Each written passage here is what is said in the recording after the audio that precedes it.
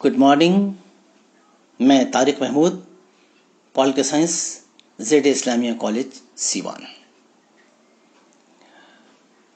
आज हम आपको नेहरू की प्रजातांत्रिक समाजवादी अवधारणा के संबंध में कुछ बताएंगे।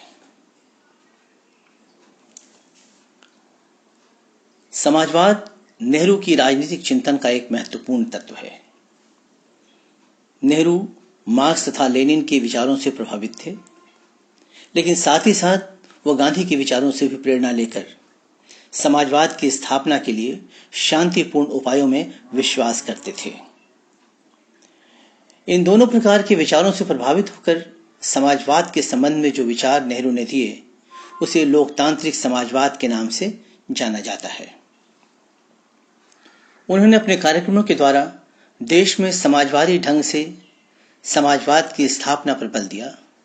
वे डेमोक्रेटिक सोशलिज्म और सोशलिस्टिक पैटर्न ऑफ सोसाइटी में कोई अंतर नहीं मानते थे।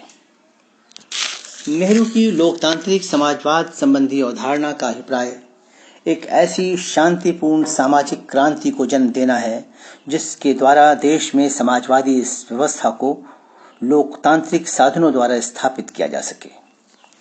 भारतीय राष्ट्रीय कांग्रेस द्वारा समय समय पर समाजवादी समाज की स्थापना हेतु जो कदम उठाए गए, उनमें नेहरू की भूमिका अत्यंत ही महत्वपूर्ण थी, क्योंकि वे शासनाध्यक्ष थे और कांग्रेस पार्टी का भी वास्तविक नेतृत्व वही करते थे।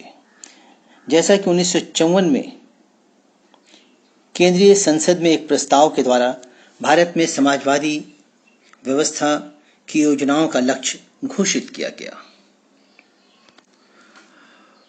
लोक कल्याणकारी राज्य के निर्माण का संकल्प लिया गया। 1955 में अवार्डी कांग्रेस प्रस्ताव के अंतर्गत सोशलिस्टिक पैटर्न ऑफ सोसाइटी की स्थापना पर बल दिया गया। उसमें उत्पादन के प्रमुख साधनों में समाज के स्वामित्व और नियंत्रण को आवश्यक माना गया।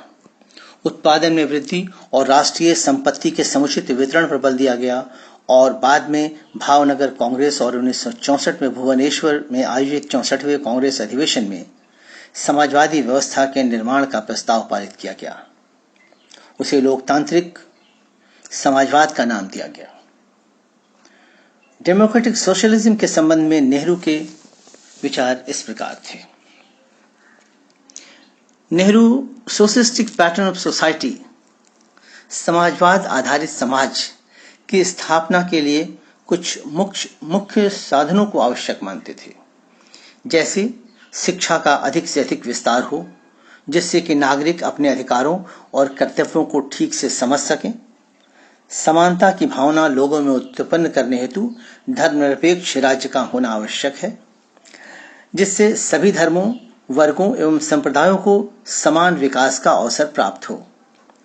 अल्पसंख्यकों एवं अविकसितों के हितों की सुरक्षा का ध्यान निश्चित रूप से रखा जाना चाहिए एवं ऐसे समाज की स्थापना हो जो समानता के आधारभूत तत्वों पर आधारित हो, जिससे कि अस्पृश्यता, जातिवाद और सांप्रदायवाद खत्म हो जाए तथा एक राष्ट्रभाषा हो।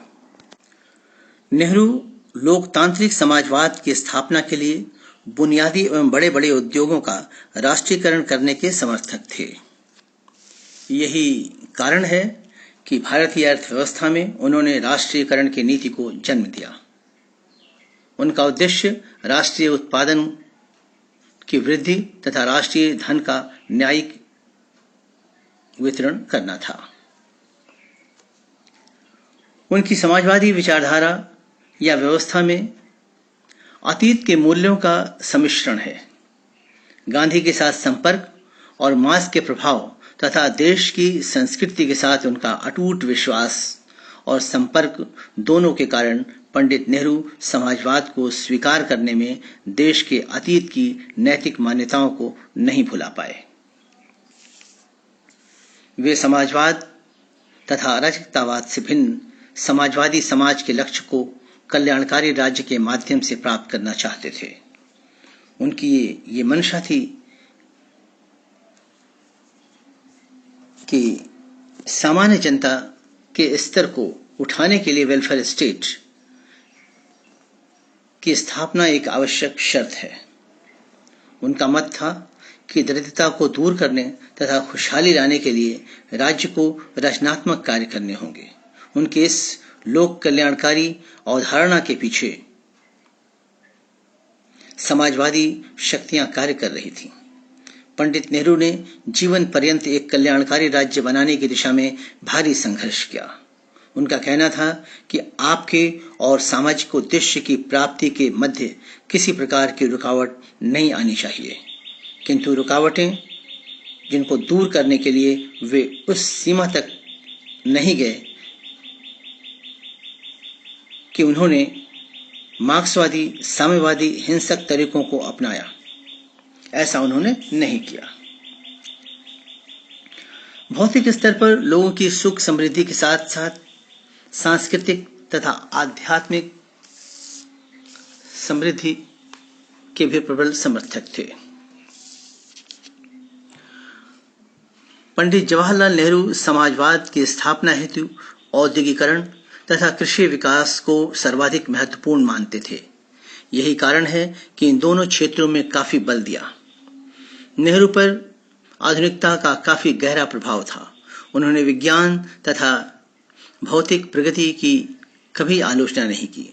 उनका मत है कि मैं बहुत तेज रफ्तार से देश की औद्योगिकरण की